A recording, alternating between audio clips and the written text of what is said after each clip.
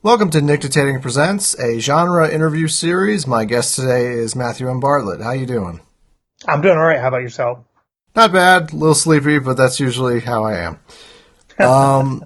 So you have a number of things going on, but namely I wanted to talk to you about your new series of chapbooks, the WXXT program guide. Yes. Um, could you give a brief kind of summary of what that is? Yes. I will be releasing one chapbook per month for the year 2021.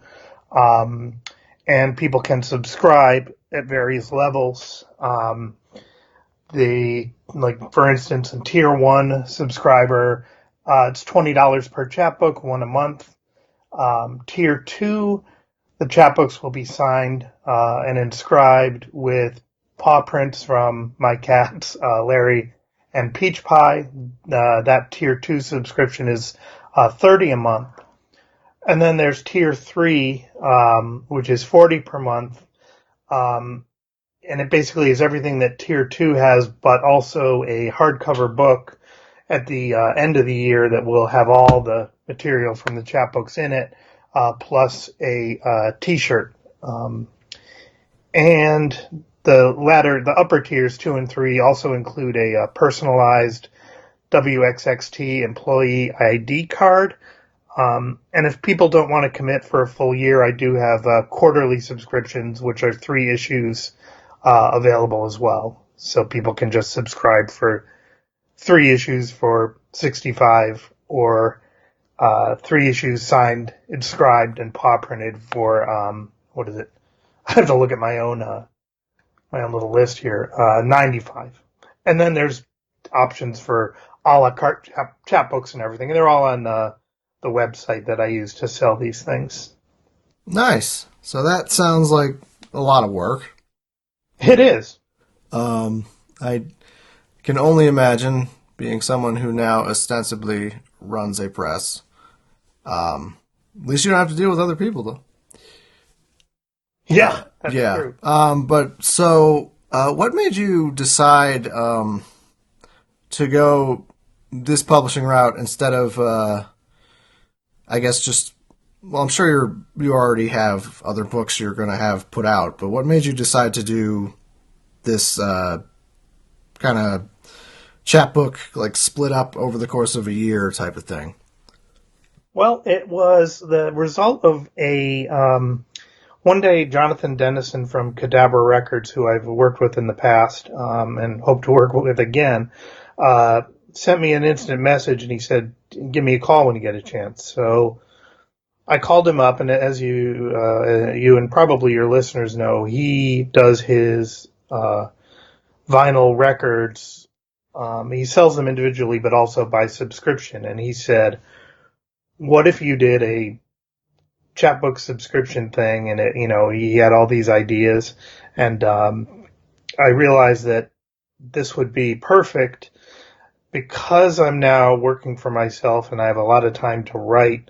Um, it just I don't have to sort of stick to regular short story formats. It's a thing I can do sort of free form.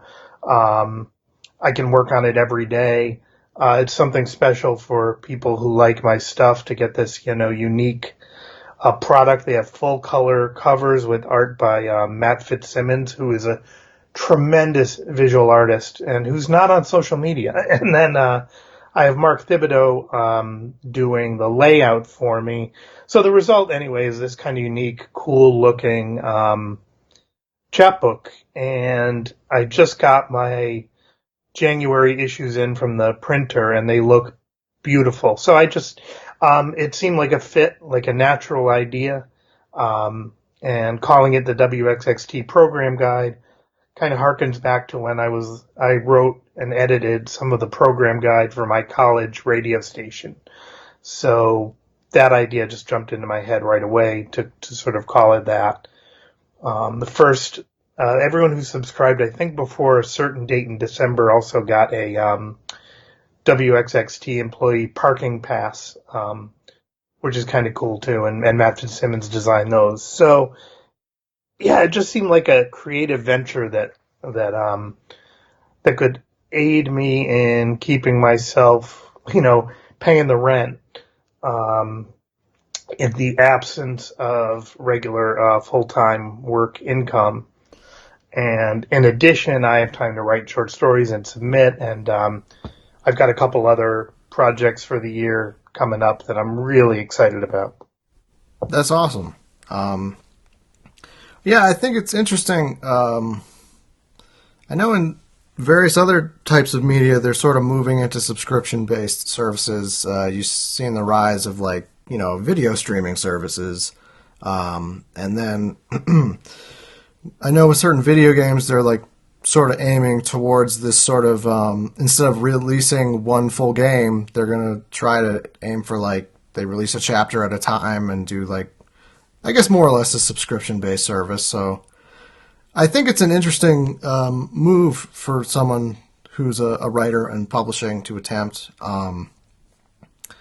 Yeah, so that's cool. Yeah, it's really, I couldn't be more excited about it. But, as you said, there's a lot of work involved. I've got to I've, put together spreadsheets and databases so I can make sure that everybody gets the right chapbook and, the cost of mailing them, the cost of printing them. I've got to factor that all in. So it really keeps me, keeps me on my toes. It really is a full-time job. It is, and it's not just the actual. It's not just the emailing and like keeping track of production costs and mailing costs. It's also the promotion side of it. Yes. I don't know if everyone realizes when you're doing your own thing or if you're running a press. Um, it's a lot of work. Like in terms of even the promotional side of it, that can take time that you don't always have. Yeah. Oh, yeah. And social media is famous for their confounding algorithms that prevent you from getting the message out. And thankfully, it's so far it's gotten out pretty well. But I think I could reach more people. And every day I just try to figure out the best way to let people know this is something they can do, and you know that it's going to Yeah, be. honestly, I think repetition is most of it. Yeah. It's the Yeah. boring answer no one wants to hear, but Right, because there are certain people who see every post that you do, and they're like, "Oh, good God, when's he going to lay off this?" But you got to realize. As a matter of fact, I think I've been advertising this since maybe the last week in November, maybe even a little bit before that, and there's still people who say, "I only just heard about this," who I'm friends with on Facebook, and so yeah, it's hard to just when you put it on Facebook, you're not necessarily reaching the entirety of your friends list. So yeah, that's what is like important to realize is when you can tweet 10 times a day, you can post on Facebook 5 times a day. There's still always going to be like one person the next day that's like, oh, I didn't hear about this yet. yep, yep, And I don't know, anyone, I've talked with other writers who are like, I don't like doing this because I feel like I'm spamming and yada yada. And I have to be like, you got to get over that. Because like, this is just how you're going to actually reach an audience. you really do. And once this is like as it is for me now, your primary source of income, you realize like I don't have a choice but Yeah, to there's quote that too, unquote yes. spam and to get the word out any way I can. Now, have you tried a mailing list ever? I've had one and had kind of mixed success with them. Yeah, I didn't do that. Instead, I have my Patreon, which is when I started it, I figured it would be fiction, and then I realized I'm doing like blog posts on it and some pictures, and occasionally posting like works in progress or old works and stuff like that. And I certainly put the word out on there, and that's where a lot of the people who really are into it hang out. But that's pretty limited. Yeah. It's a good group of people, and thank God for them because a lot of them have jumped on board. But yeah, I'm hoping to just get as wide a reach as I can, particularly people who like my stuff and don't, haven't really wanted to do the Patreon thing and may or may not see that I'm doing this. Yeah, I mean, that was part of why I decided to do this interview series. was I was trying to think like what's a good way to promote the press and also to interview people because I just like doing that anyway. Um, yeah, I mean, I've enjoyed it so far. Um, so let me think here. So not only have you been, excuse me, working on a number of things, you have a tribute anthology coming out, which is, nothing to sneeze at. It's pretty exciting, particularly considering the writers, including yourself, I believe, who are on board for this. Yeah, I'm writing a story with Brian O'Connell, which is so fucking disgusting. That's what I like to hear. But no, they're just the people who are on board with this and who are submitting stories are, like yourself, are writers who I admire, and so it's I don't know. What can you say about it except it's exciting? I've gotten an opportunity to get a sneak peek at some of the stories, and they really, I'm like, wow, I wish I'd thought of that. People are just giving their own takes on the overall theme and material, and I'm really impressed with and excited by what I'm seeing. It's very cool. It's got great writers involved, and it's certainly going to spread the word because there are writers who, Brian Evanson, who is just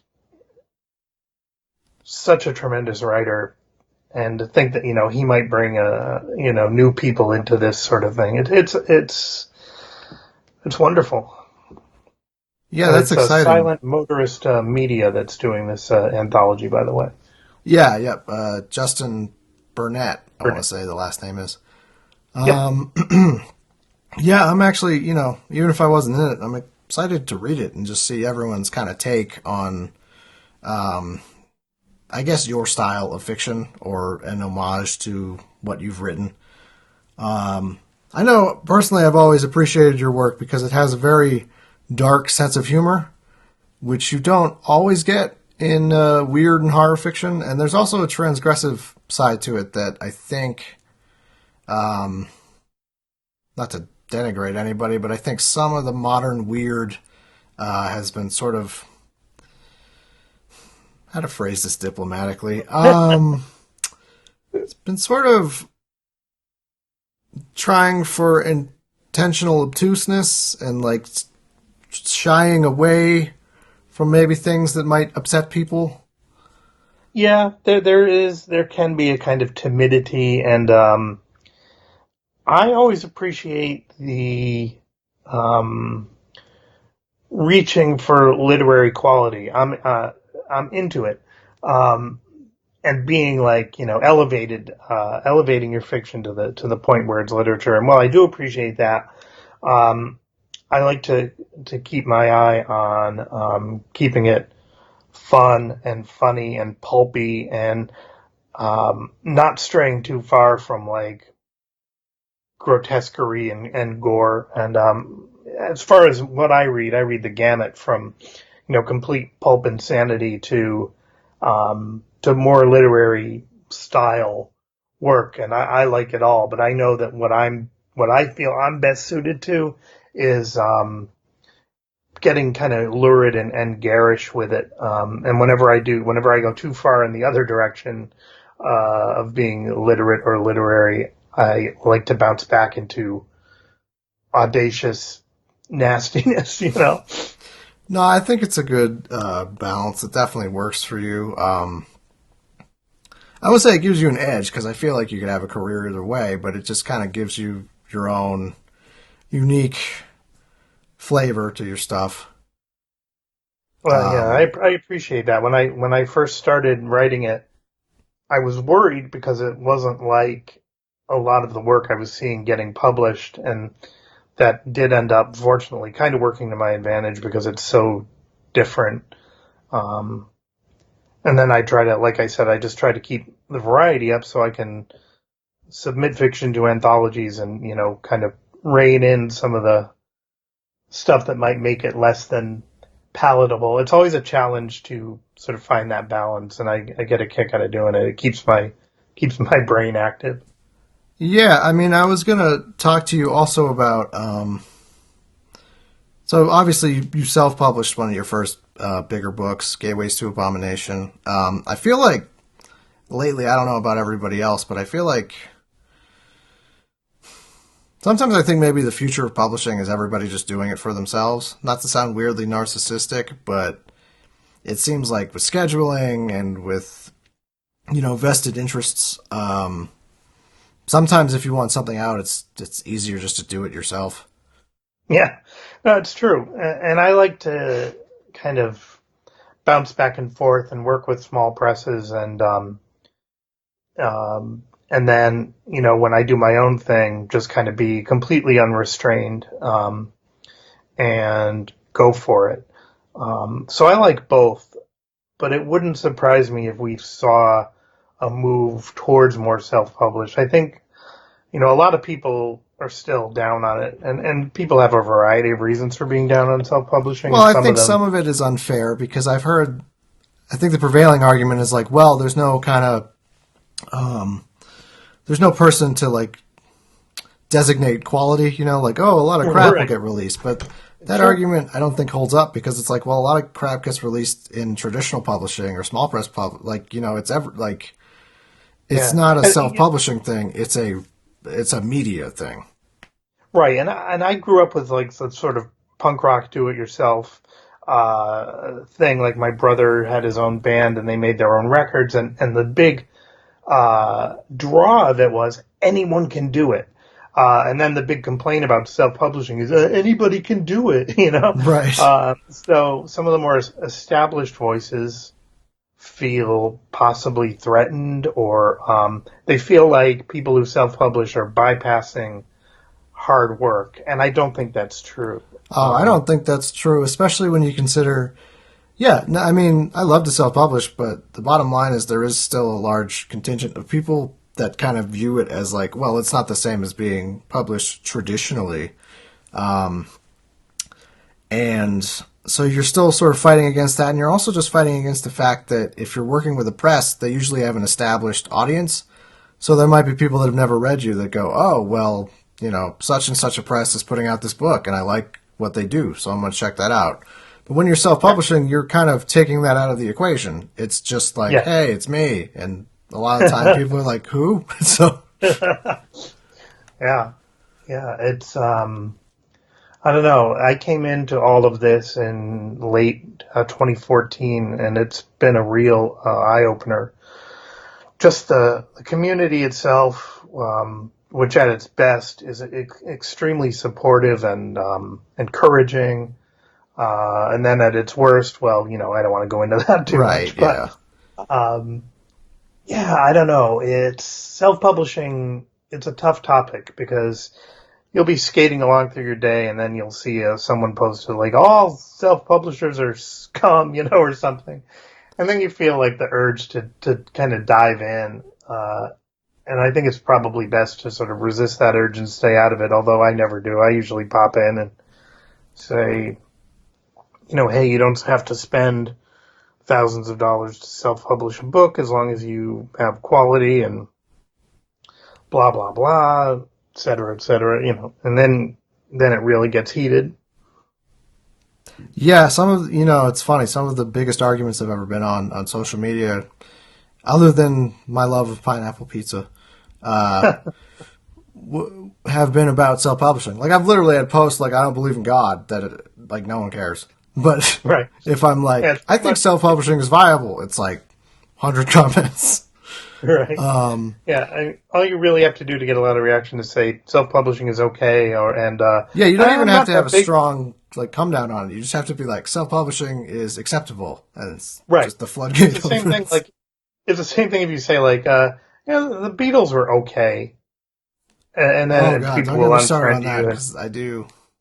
Sometimes when I'm in a punchy mood, I like to bring up that I like Oasis bigger than or more than the Beatles, which right. is I know Yeah. I realize I, is silly because they're clearly just a Beatles clone, but but that's the fun of it. I guess that's being an edgelord or whatever what people like to call it. But yeah, no, it is sort of fun to rile people up just a little bit from time to time. it is. Um, There's something I wanted to ask you actually, and you'd be a good person to ask about this.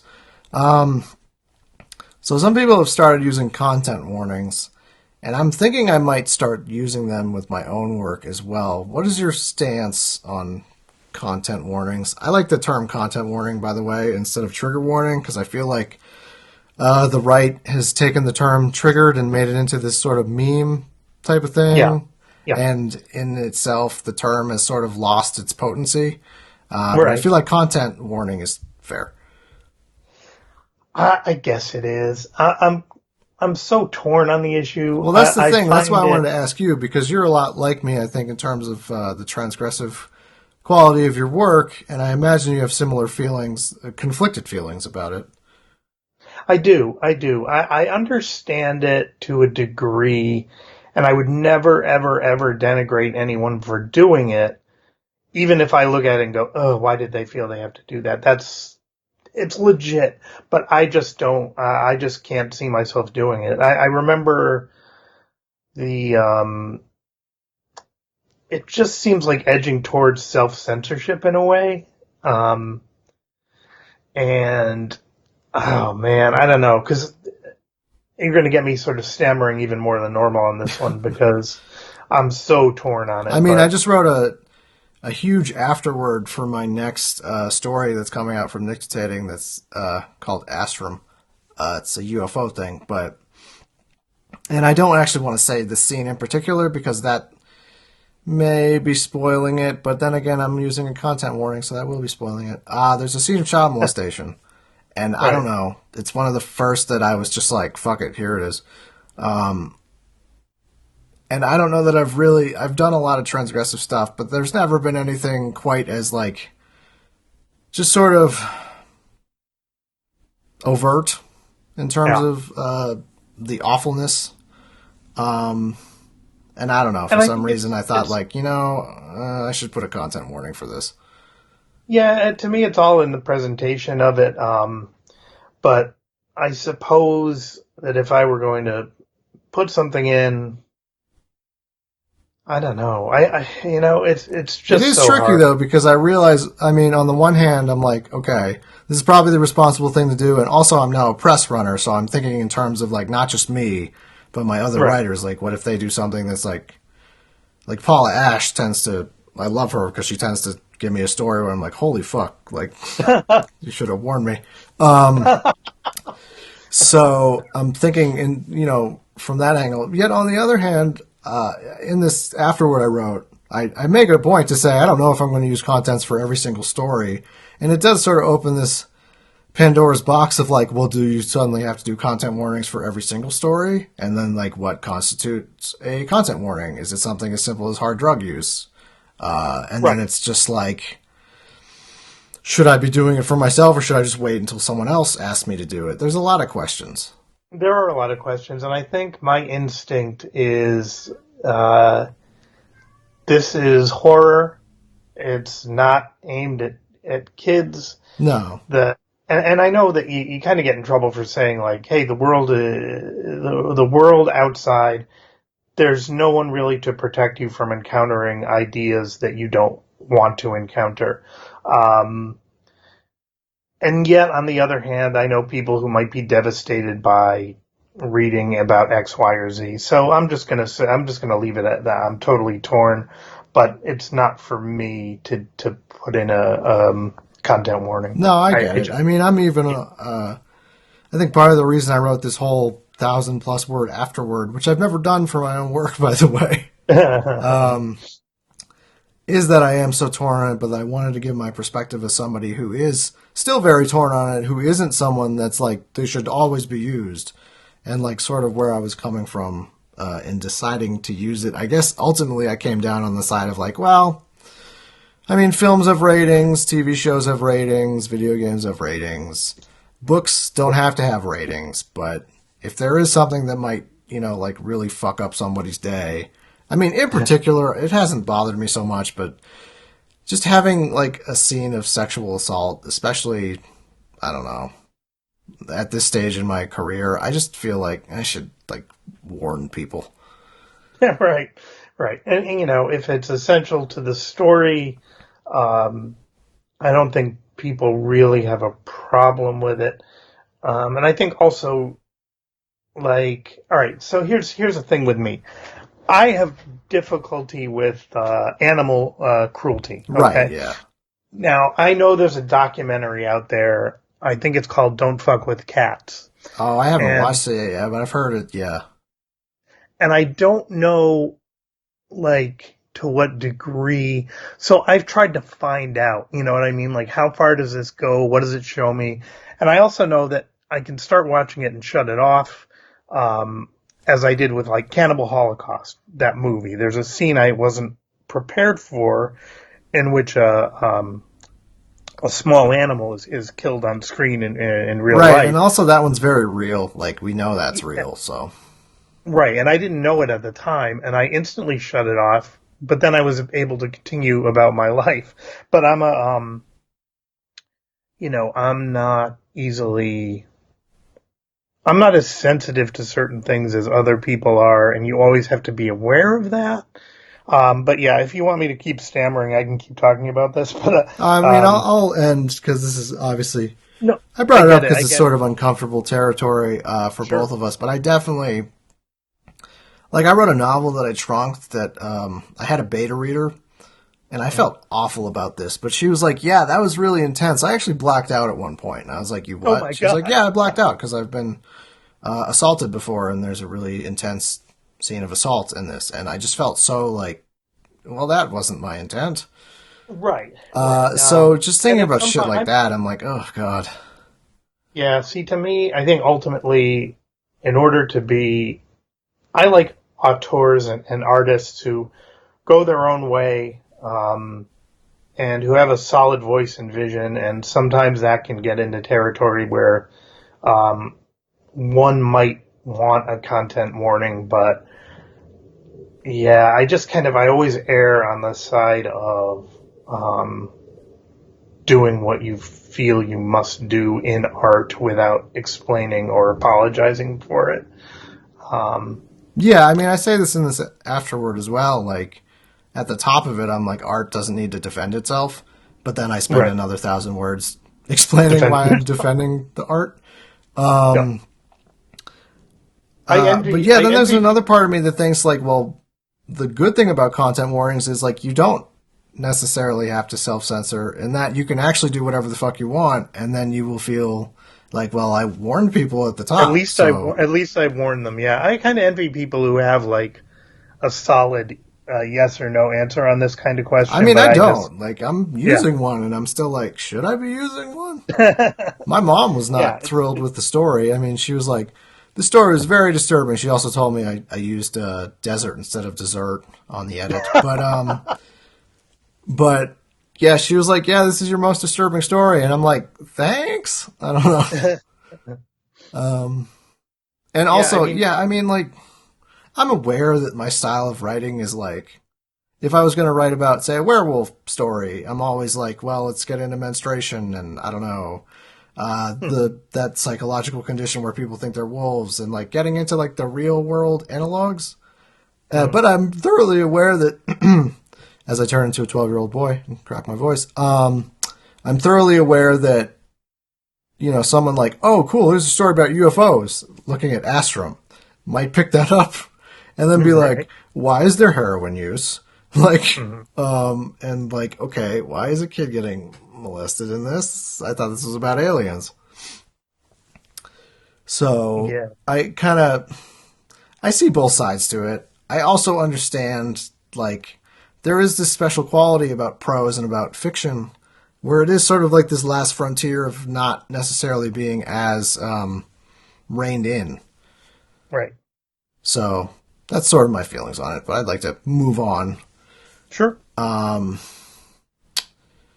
Move on to what is the question? Yeah. I can tell you about a couple things I have going for the year Okay, if yeah, that's that works. okay. One very cool thing is that I'm putting out a third edition of the book Rangel. Um, and though the story ended up in Creeping Waves, it was originally published uh, Dim Shores. as a chapbook, yes, by Dim Shores, with artwork by Aaron Alfrey. And there were two editions of it, one with a different cover on one. Otherwise, the content is the same. I'm putting out a third edition with the original artwork from Aaron, plus a brand new alternate cover and a brand new two-page illustration, which is very exciting. Sam Cowan from Dim Shores is going to help me put it together and prepare it for printing, and I'm going to offer it in a limited edition. So that's cool. And I'm also writing a sequel to that story, which I'm hoping to sell to Dim Shores. So a sequel to Rangel, hopefully illustrated, about her brother and the aftermath of what happens at the end of the original story. So that's a really another fun project I'm working on. Yeah, that's really cool. That actually reminds me, I was going to bring up, maybe I wasn't going to bring this up, but now I am. It's funny because on the one hand, you see publishing and, moving towards like subscription based and like, like the 99-cent ebook phenomena where like there are people that make a whole career off of that by just doing the 99-cent ebook thing because there are these people that'll go on and buy like 20 at a time. And, Right. but then on the other hand, you will see, and I've talked with other publishers, so I know this is true, you will see people moving towards special editions and like limited hardcovers and like these kind of boutique things that like are kind of the opposite end of the spectrum where you're not trying to like limit it and make it like more condensed and cheaper. You're actually going the other way with it and trying to make it like more of a like like statement piece, like, oh, the hardcover has new art or it has this included thing that you couldn't get electronically. So I think that's Right. interesting that you see like both sides of that. Yeah. And having talked to other writers, my only restriction is if I were to do a limited boutique this or that, uh, I don't want anything I write to be available only for people who have a lot of money to pay for it. Right. So anything that I put out that might be like a boutique or rare is eventually going to be available affordably, but not necessarily with the artwork. If people want to pay extra to get like the beautiful hardcover with fantastic artwork and interior illustrations, they'll do so. But people who are there primarily for the story can down the road get that story for a reasonable price, and it's not restricted to only the people who are willing to pay X number of dollars. Yeah, because I mean, I think about like, well, you've got your Criterion DVDs, for example. You might have a film that you could get for relatively cheap, and if you want just the film, you can do that. But if you're a huge fan and you want to go and get like a special edition with like a commentary and like limited box art type of a thing, you can do that. So I think it's Yeah, wise that publishing. I mean, publishing has been doing this for a while. It's not yeah, new. There's been limited edition hardcovers and all this sort of stuff. I just think I've noticed it, I guess, recently in terms of like, like small presses actually doing it. Whereas in the past, I thought maybe that would have been limited to maybe mid-tier presses. right, right. So Yeah, yeah, I mean, it's interesting.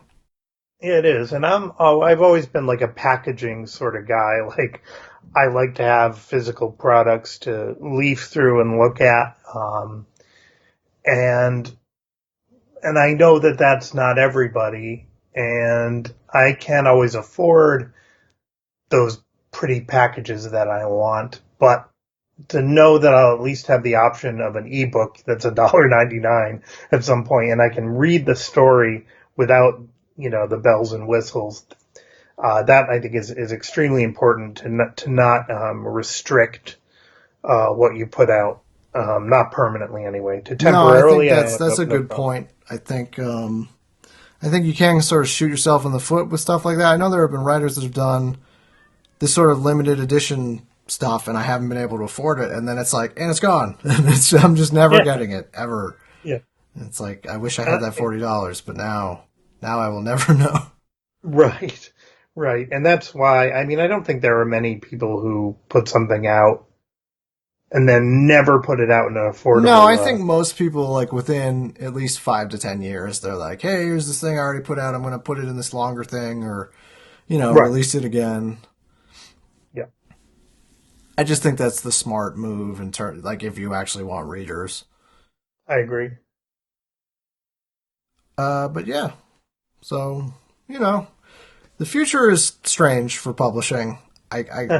I often, especially now that I'm trying to run a press, think like, what is the future of publishing? And I think part of it is we're already sort of seeing it, just sort of more individualized presses, like a ton more small presses, more people doing it themselves. But in terms of other stuff, I have no idea.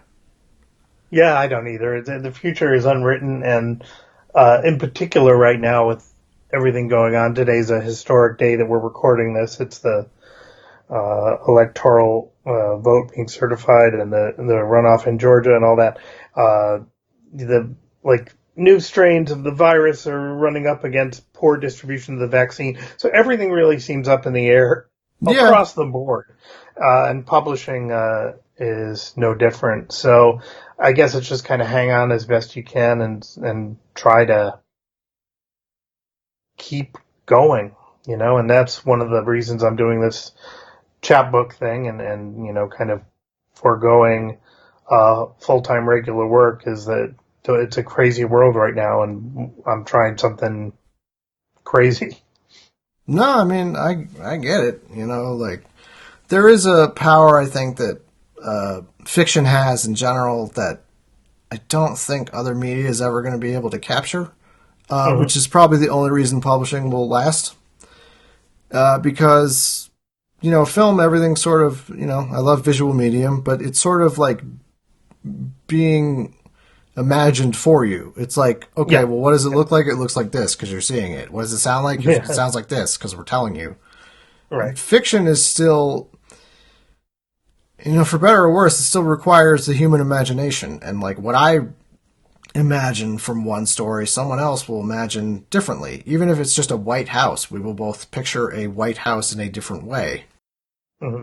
So I think that's special about fiction. I mean, obviously, it's lasted this long. I don't think it's going anywhere. Oh no, it's definitely here to stay. It's all just down to what the format is going to be and how people are going to consume it. And it's one reason that I like Cadabra Records, because they stick to vinyl. There's no MP3s, there's no CDs, and that's why I like this chapbook thing, because it's different than a Patreon. It's something someone can put their hands on and put it on their shelf and pick it up and look at it. And that to me is always the best vehicle for fiction, but fiction is so versatile that it doesn't require it. Um, so yeah, contradicting myself possibly, but um, here for fiction, I guess is what I'm saying. Yeah, I mean, I hear the thing is, I hear people with the argument like, well, people don't read anymore. And I'm like, no, that's not true because there's more people than ever on Facebook and Twitter. And all that is reading, right? Right. More or less. It's just that people read in different ways. And maybe Mm-hmm. they don't necessarily read fiction as much. But then you go, well, that's not even true because people read The Onion and all those sort of fictional sites. So it's really just down to like how do you get the audience, I guess. Yeah. Yeah. And I like, it just so happens that I like to write short vignettes and flash fiction type pieces, and maybe that kind of fits in, not by design but by accident, to a more choppy attention span, brought on by. I mean, I have terrible ADHD, and so I know Yeah. I appreciate your work for it being like, okay, and we're back. And it's not necessarily something I want. Like, I wish I could be one of those people that's like, cool, 500-page novel, I'm going to read this in a day. I'm just not one of those people.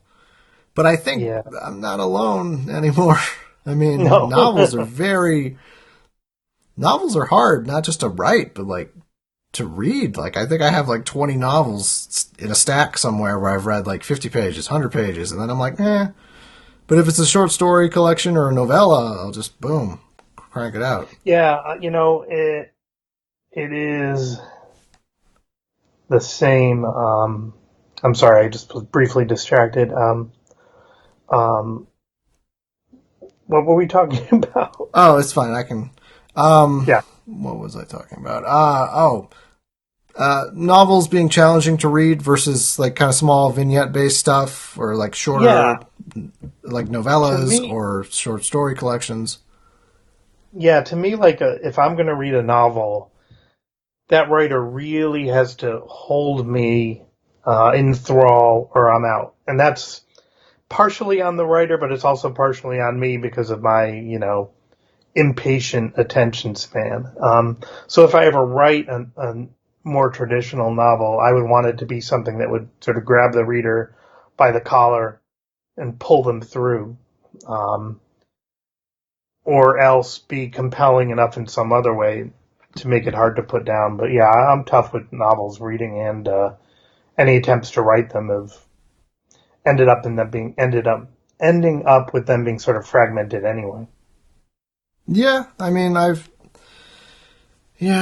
I mean, I struggle writing novels. Obviously, I'm new at it too, but I think one of the big ones is I get to the 30,000 word mark, and like without fail, it's like once I hit that 30,000 words, it's like everything above that suddenly seems like just like dragging a boulder. Like so something about anything up to the 30,000 word mark, I'm like, I can do this. This is fine. This is like really easy. And then as soon as I think that's about what, like 150 pages, 30,000 Right. words, maybe less. As soon as I hit that point, though, everything after is like, okay, now I'm actually like, now I actually have to like bust my ass. Right. So we're getting around the 40 something minute mark. I'm going to be finishing this up pretty soon, but I obviously have to ask you some random questions, some random ass questions. Sure. I say this in every interview, but I do not write these ahead of time. That's why there will be awkward pauses, and they'll more or less be about food being personified. No, let me think. What's your favorite kind of tea? I like heavily spiced tea, like chai. All right. And in terms of just like tea that you get in tea bags, I kind of like fruity sort of teas, and I actually kind of like green tea. Okay. Yeah, that's an acceptable answer. Thank you. I work Uh, on it all night. um, hmm. This is probably going to be an easy answer, but would you ever want to be inside of your fictional universe? Yeah, as long as I could jump out at a moment's notice. That's fair. That's fair. Because I'd say, yeah, some of your stories would be fun to be in them until the end. You know, until you Right, turn into a exactly. Yeah, leech as with long as I wings or can. whatever.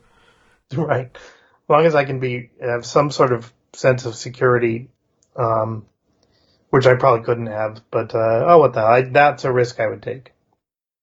Um, if there was an actual strip club called Shimmy and Shirley's, would you go to it? I'd probably drop in Okay. after I got change for 20. Yeah, I mean, I would also say afterwards, like full disinfect, like everything. Oh yeah, yeah, Um, like a one of those showers, that you take for like an hour and a half. yeah. What's funny is the homage story we're doing for your Brian O'Connell and I are doing for the Bartlett tribute. It's a continuation of Shimmy and Shirley's, but it's Good. like them outside of the strip club. So it's I think it's different characters entirely actually, but they're just from the strip club. But Right. they happen to meet up with